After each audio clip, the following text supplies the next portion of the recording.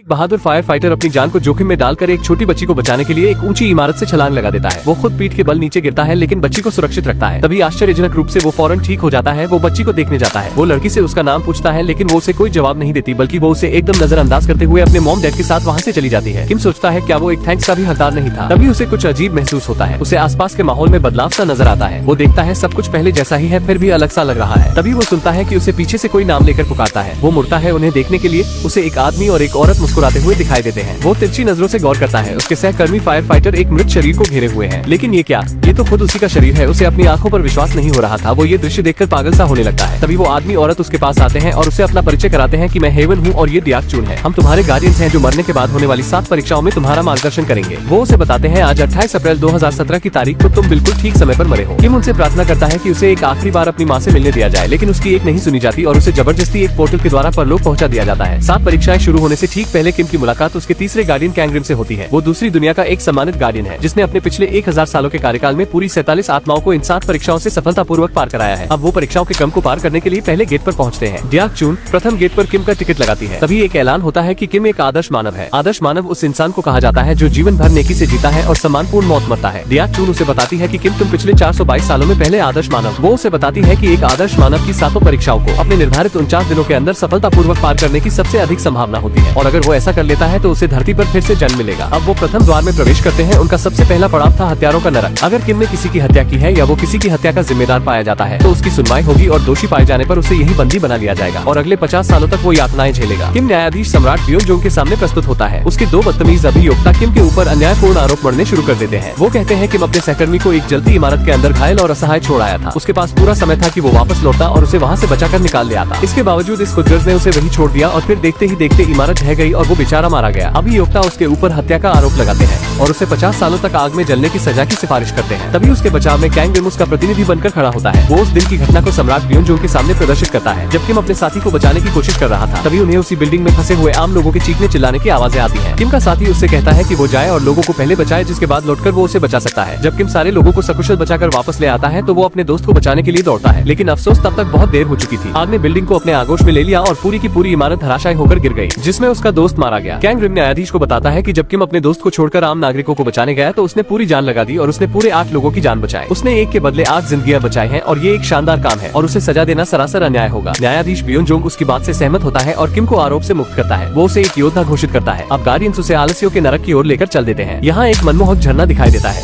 लेकिन इसे देखकर आप भ्रमित मत होना, क्योंकि इसके पीछे अनगिनत सजा याफ्ता आत्माएं हैं जो एक विशालकाय कोल्हू को लगातार चलाते रहने के लिए विवश हैं और जो आत्माएं इस सजा से भागने की कोशिश करती हैं, उन्हें पानी में मौजूद खतरनाक पिरान्हा मछलियां काट काट कर घायल कर देती हैं। इस झरने से ठीक पहले क्वीन चागोंग का सिंहासन है। क्वीन के सामने किम को अपनी जिंदगी में किया जो भी कठिन परिश्रम है उसे बताना होगा, जिससे ये साबित हो जाएगा कि वो आलसी और अकड़ू नहीं है। गार्डियन क्वीन को किम के स्वार्थहीन काम गिनाना शुरू करते हैं जिन्हें उसने फायर फाइटर रहते हुए अंजाम दिया था। क्वीन उसके कामों को देखकर इतनी ज्यादा खुश होती है कि वो खड़े होकर उसके लिए तालियां बजाती है। वो उससे अत्यधिक प्रभावित होकर पूछती है कि तुम्हें ये सुंदर कार्य करने की प्रेरणा कैसे मिलती थी, लेकिन किम उसे जवाब देता है कि उसने ये सब काम सिर्फ पैसों के लिए किए थे। उसका ये जवाब सुनकर क्वीन क्रोधित हो जाती है। वो कहती है कि तुम्हारे लिए पैसा ही भगवान है। वो अभियोक्ताओं से कहती है कि उसे झरने के पार भेज दिया जाए। अब जैसे ही किम किनारे पर पहुंचने वाला था, कैंग रिम और हेवन पानी में कूद जाते हैं और किम की मदद करने की कोशिश करते हैं। कैंग रिम क्वीन से याचना करता है कि वो किम के पिछले जीवन पर एक बार फिर नजर डाले और इस बार वो क्वीन को किम की जिंदगी का दूसरा पहलू दिखाता है। वो क्वीन को दिखाता है कि किम की जिंदगी बहुत कठिन थी। वो दिन में थका देने वाले अपने फायर फाइटर के जॉब के बाद भी रात में अलग पार्ट टाइम जॉब करके पैसे कमाता था। यहाँ तक कि वो वीकेंड्स में भी काम की तलाश में रहता था। उसने जिंदगी में अपने आराम के लिए कभी समय निकाला ही नहीं और ये सब उसने सिर्फ अपनी बीमार माँ की अच्छी देखभाल और अपने छोटे भाई का सुप्रीम कोर्ट जज बनने का सपना पूरा करने के लिए किया। वो ये कहते हुए अपनी बात खत्म करता है कि अगर किम ने अपने परिवार के लिए काम नहीं किया होता तो शायद वो आज जिंदा भी नहीं होते। अब क्वीन अपना अंतिम निर्णय सुनाती है। वो कहती है कि हालांकि किम ने काम पैसे कमाने के लिए किया, लेकिन उसका उद्देश्य स्वार्थहीन था। वो सच में उन गिने चुने इंसानों में से है जो दूसरों के लिए अपनी जिंदगी जीते हैं। अब अगले चरण के लिए जाते हुए रास्ते में भयानक मॉन्स्टर्स उनके ऊपर घात लगाकर हमला कर देते हैं। बहुत मुश्किलों से किसी तरह दुर्गम रास्ते को पार करने के बाद कैंग रिम किम को बताता है कि मॉन्स्टर्स के हमले का मतलब ये है कि उसके परिवार का कोई सदस्य मर गया है और उसकी आत्मा प्रतिशोध के लिए धरती पर भटक रही है और इसी वजह से उनके रास्ते में ये रुकावटें आ रही हैं। किम चिंतित होता है कि कहीं उसकी माँ तो नहीं गुजर गई। कैंग रिम कहता है इस समस्या से पार पाने का सिर्फ एक ही तरीका है, हमें किम के परिवार के उस सदस्य की बॉडी को ढूंढकर उसे जलाना होगा। वो मृतक को ढूंढने के लिए धरती पर पहुंचता है। उधर गार्डियन किम की आंखों पर काली पट्टी बांध देते हैं क्योंकि वो मॉन्स्टर्स देखने के लिए उसकी आंखों का इस्तेमाल कर रहे थे। अब वो उसे अगले पड़ाव पर ले जाते हैं जो है धोखे का नरक, जहाँ उसका फैसला धोखे की देवी को करना है। किम ने अपने जीवन में क्या क्या झूठ बोले हैं और उनका क्या प्रभाव हुआ है। अभियोक्ता उसके खिलाफ धोखेधड़ी का आरोप लगाते हैं। किम ने लगभग 100 झूठे पत्र लिखे जो उसने अपने मृत सहकर्मियों के बच्चों को लिखे थे। वो न्यायाधीश के सामने एक उदाहरण रखते हैं कि उसका एक सहकर्मी जो बचाव कार्य के दौरान मारा गया था। किम उसकी बेटी जियान को उसका पिता बनकर पत्र लिखता सकता था। उसने उन पत्रों के जरिए जियान का उत्साह बढ़ाने और उसे सही दिशा दिखाने की कोशिश की थी। किम कहता है कि वो तब एक छोटी सी बच्ची थी और वो चाहता था उसे उस दुख का एहसास ना हो। लेकिन अभी योक्ता कहता है कि क्या उसने कभी ये सोचा कि जब लड़की को पता चलेगा कि वो सारे पत्र नकली थे तो उसे कितना दुख पहुंचेगा। किम के पास इसका कोई जवाब नहीं था और अब न्यायाधीश सजा के तौर पर उसकी जीभ काटने का आदेश देती है। तभी डियाक चून उसका पक्ष रखने सामने आती है। वो न्यायाधीश को किम के दूसरे और नकली पत्र दिखाती है जो उसने अपनी माँ को लिखे थे। इन पत्रों में किम ने अपनी माँ को लिखा था कि उसने परिवार बसा लिया है और उसका एक बेटा भी है और वो एक खुशहाल जिंदगी जी रहे हैं। ये सब झूठ था। किम ने कभी शादी की ही नहीं थी और न ही उसके बच्चे थे। डियाक चून बताती है कि किम ने अगर ये पत्र अपनी माँ को ना लिखे होते तो उस वक्त उसकी माँ जो गंभीर बीमारी से जूझ रही थी वो कभी भी उससे बाहर नहीं निकल पाती। उन लेटर्स ने उसे बीमारी से लड़ने की शक्ति दी थी। अभी योक्ता एक बार फिर उससे पूछता है कि उस दुख का क्या जो उसकी माँ को सहन करना पड़ता अगर उसे पता चलता कि ये सब झूठ था। डियाक चून कहती है कि किम ये पत्र कभी नहीं लिखता अगर माँ गंभीर बीमार ना होती और उन पत्रों की वजह से जो खुशी उसे मिली उससे वो बहुत जल्दी ठीक हो गई। और अगर उसने उस बच्ची को वो पत्र ना लिखे होते तो उसका अपनी पढ़ाई पर से ध्यान हट जाता। किम ने ये झूठ औरों की भलाई के लिए बोले थे, ना कि अपने लिए। न्यायाधीश अब किम को सारे आरोपों से मुक्त कर देती है और उसे जाने देती है। उधर पृथ्वी पर कैंगरिम किम के घर उसकी माँ को देखने जाता है जो एक गूंगी बहरी महिला है। वो कहता है कि वो यहाँ किम के प्रति अपना आदर प्रकट करने आया है। लेकिन जब माँ वहाँ से चली जाती है तो कैंगरिम का सामना किम के भाई होंग की आत्मा से होता है जो अगरबत्ती के धुएं के पीछे छिप रहा था। कैंगरिम उससे पूछता है कि तुम्हारी मौत कहाँ हुई थी, लेकिन आत्मा वहाँ से भाग निकलती है और कैंगरिम उसका पीछा करता है। आत्मा उसके हाथ से निकल जाती है जिसके बाद वो किम और गार्डियन से संपर्क करता है। वो उसे बताता है कि उसकी माँ और भाई बिल्कुल ठीक है और जब किम खुशी मनाते हुए झूमने लगता है कैंगरिम गार्डियंस को उसके भाई के बारे में सच्चाई बताता है। वो कहता है कि किम के आगे की परीक्षाओं को सफलतापूर्वक पार करने के लिए यही अच्छा है कि वो सच न जाने। अब वो आत्मा को ढूंढकर खत्म करने के अपने मिशन को जारी रखता है जबकि किम और दूसरे गार्डियन अगले पड़ाव के लिए अपनी यात्रा पर निकल पड़ते हैं। रास्ते में किम डियाक चून को बताता है कि वो मरने से पहले अपनी माँ को एक राइस कुकर गिफ्ट करना चाहता था। वो उनका शुक्रिया करना चाहता था कि उन्होंने उसके और उसके भाई को बचपन से बड़े होने तक स्वादिष्ट चावल पकाकर खिलाए थे। वो बताता है कि उसने उस कुकर में उसके लिए एक आखिरी पत्र भी छोड़ा था।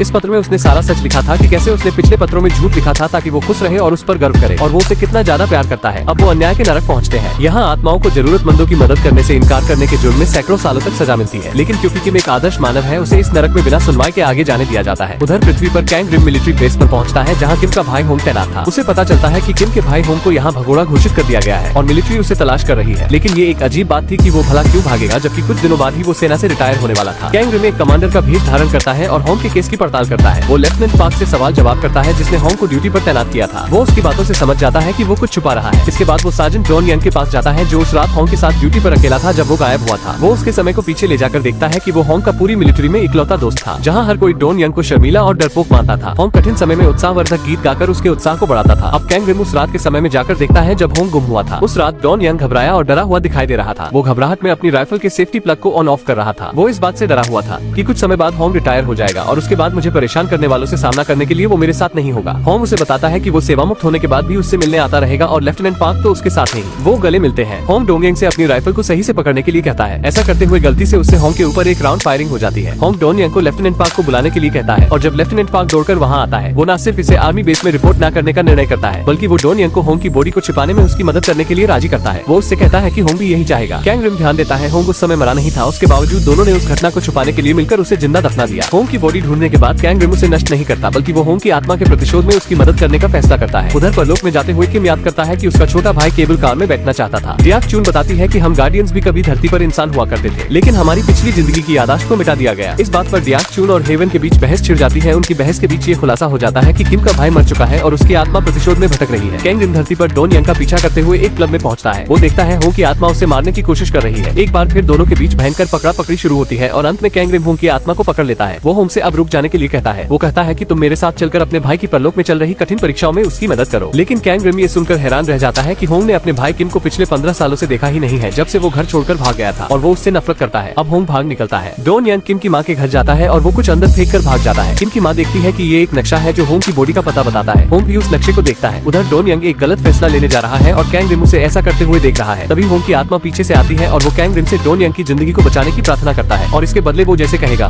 वैसा वो करने के लिए तैयार हो जाएगा। कैंगरिम हामी भरता है लेकिन कड़ाई से उसे बताता है कि धरती पर मनुष्यों की जिंदगी में दखल देने का किम की परलोक में चल रही सुनवाई पर खराब असर पड़ेगा। अब वो कैंगरिम के गले का इस्तेमाल अपनी आवाज डॉन यंग तक पहुंचाने के लिए करता है। होंग वही गाना गाकर सुनाता है जो उसने उसके लिए लिखा था लेकिन डॉन यंग सिर्फ कैंगरिम को ही देख सकता था। वो उससे कहता है कि उसने उसे माफ कर दिया है और कहता है कि तुम्हें पिछली बातों को भूलकर जिंदगी में आगे बढ़ना चाहिए। उधर रास्ते में किम और गार्डियंस 5वीं सुनवाई के लिए आगे बढ़ते हैं। ये है विश्वासघात का नरक जहाँ आत्माओं को स्वार्थपूर्ण विश्वासघातों के लिए सजा दी जाती है। उन्हें एक आईने में फंसाकर मारा जाता है। उसकी न्यायाधीश क्वीन सोंग किम को बिना सुनवाई के जाने देती है क्योंकि वो एक आदर्श मानव है जिसने सदा ईमानदारी से जीवन व्यतीत किया है। है। अगली सुनवाई तक पहुँचने के लिए उन्हें एक खाई के नीचे जाना होगा जो उन्हें हिंसा के नरक तक पहुँचाएगी। लेकिन यहाँ पर कैंग रिम के इंसानी दुनिया में दखल देने का परिणाम इन्हें यहाँ पर झेलना पड़ता है और वो तैरते तैरते अचानक से सैकड़ों किलोमीटर नीचे जा गिरते हैं। किम और उसके साथ 2 गार्डियंस को किंग जिन वोंग के सामने प्रस्तुत किया जाता है। यहाँ किम पर आरोप लगता है कि एक बार उसने अपने छोटे भाई को बचपन में बहुत मारा था, जबकि उस समय उसका भाई बीमार था और इस घटना के बाद वो घर से भाग गया और उसने फिर कभी भी अपने भाई से माफी नहीं मांगी और उसके भाई ने भी इसके लिए उसे कभी माफ नहीं किया। गार्डियंस अपना पक्ष रखने की कोशिश करते हैं, लेकिन किंग जिन वोंग उनकी दलील को व्यर्थ मानते हुए कहता है कि किम साफ साफ दोषी है और उसे अपने भाई से माफी भी नहीं मिली है। वो उस पर अपना फैसला सुनाने ही वाला था कि तभी दोनों गार्डियंस कैंग रिम से मदद मांगते हैं। कैंग रिम डियाक चून से किंग जिन वोंग से प्रार्थना करने के लिए कहता है कि किम का फैसला आखिरी सुनवाई के बाद सुनाया जाए। डियाक चून किंग जिन वोंग से मांग करती है और उसकी ये मांग मान ली जाती है, लेकिन इसका मतलब ये होगा कि इस कोर्ट के आरोप भी सुप्रीम कोर्ट के आरोपों के साथ में प्रस्तुत किए जाएंगे और अगर किम दोषी पाया जाता है तो किम को अतिरिक्त सजा मिलेगी ही और उसके गार्डियन से भी उनके गार्डियन होने के सभी अधिकार छीन लिए जाएंगे। अब वो यहाँ अगली सुनवाई के लिए आगे बढ़ते हैं। ये था नालायक संतानों का नरक, जहाँ इस आधार पर सुनवाई होती है कि आपने अपने माता पिता के साथ किस तरह का व्यवहार रखा है। कोर्ट में पहुँचने से पहले किम अपने दोनों मौजूद गार्डियंस के सामने कबूल करता है कि मैं एक अच्छा बेटा नहीं था। हमारी माँ लाइलाज बीमारी से मर रही थी और उनके अलावा हमारा कोई नहीं था। मैं और मेरा भाई हर रोज भूख से मरते थे। 15 साल पहले उस दिन जब मैं घर छोड़कर भाग गया था, मैंने अपनी बीमार माँ को मारने की कोशिश की थी। वो सोई हुई थी, लेकिन तभी मेरा भाई जाग गया और उसने मुझे रोकने की कोशिश की। मैंने उसे बहुत मारा और फिर मैं भाग गया। उस वक्त मेरा इरादा था कि माँ को मारने के बाद मैं ढेर सारी नींद की गोलियां खाने में मिलाकर खुद और अपने भाई को खिला दूंगा और इस तरह हम दोनों भी मर जाते। उस दिन के बाद मैंने अपने भाई और माँ को नहीं देखा, मैं सिर्फ उन्हें पत्र लिखता रहा। उसके राज सुनकर हेवन सोचता है गई भैंस पानी में। उधर कैंग रिम होंग की आत्मा को पवित्र कर देता है। होंग अपनी माँ को आर्मी बेस पर जाते हुए देखता है जो अपने बेटे के लिए प्रदर्शन करने वहाँ आती है और क्योंकि वो गूंगी है उसके पास एक संदेश था जिसमें उसने अपने बेटे को ढूंढने में उसकी मदद के लिए लिखा था। तभी लेफ्टिनेंट पार्क वहाँ आता है और उसे रोकने की कोशिश करता है। वो उसे धक्का देता है जिससे होंग गुस्सा होकर उसकी तरफ बढ़ता है। होंग की माँ लेफ्टिनेंट को वो नक्शा दिखाती है जिससे लेफ्टिनेंट पार्क और भी ज्यादा आग बुला हो जाता है। वो उसे धक्का देकर जमीन पर गिरा देता है। इसके बाद वो उसे एक एम्बुलेंस में डाल देते हैं। ये देखकर एक बार फिर होंग अपने प्रतिशोध वाले स्वरूप में वापस आ जाता है और वो अपने क्रोध से एक बड़ा तूफान पैदा कर देता है और इसका प्रभाव दूसरी दुनिया में दिखाई देता है। रेतीले दानव किम और गार्डियंस के ऊपर हमला करना शुरू कर देते हैं। उधर कैंग रिम को लेफ्टिनेंट पार्क को होंग की गिरफ्त से निकालने में मुश्किल हो रही थी, इसलिए वो मदद के लिए हेवन को बुलाता है। जैसे जैसे लड़ाई बढ़ती जा रही थी, किम धीरे धीरे रेत में समाता चला जा रहा था। तभी होंग देखता है उसका भाई रेत में धंसने वाला है। वो अपने प्रतिशोध के स्वरूप को शांत करता है। उसके ऐसा करते ही अंतिम सुनवाई की अदालत उसके सामने प्रकट होती है। परलोक के किंग यमराज किम पर लगे आरोपों को पढ़ते हैं। वो बताते हैं किम के ऊपर 15 साल पहले अपनी माँ को मारने की कोशिश करने का आरोप है और कारण से उसे सजा दी जाएगी। डियाक चून किम के सामने याचना करती है।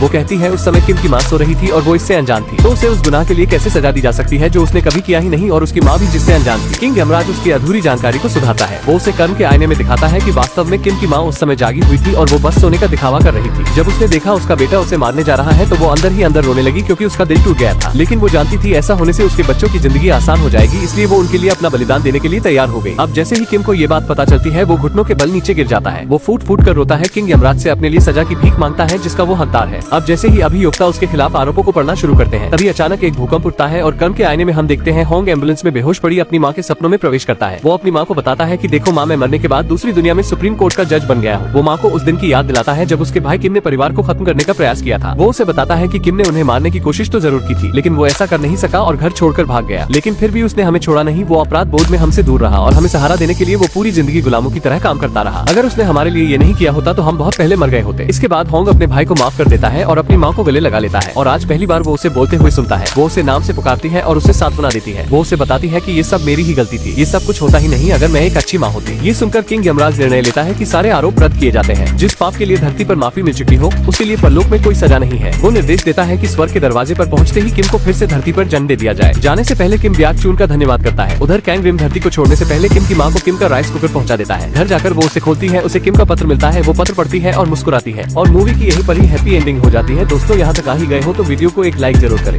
और भी ऐसी ही मूवी एक्सप्लेन वीडियो देखने के लिए चैनल को भी जरूर सब्सक्राइब करें। हम मिलेंगे आपसे बहुत ही जल्द ऐसी ही धमाकेदार वीडियो में। तब तक के लिए गुड बाय।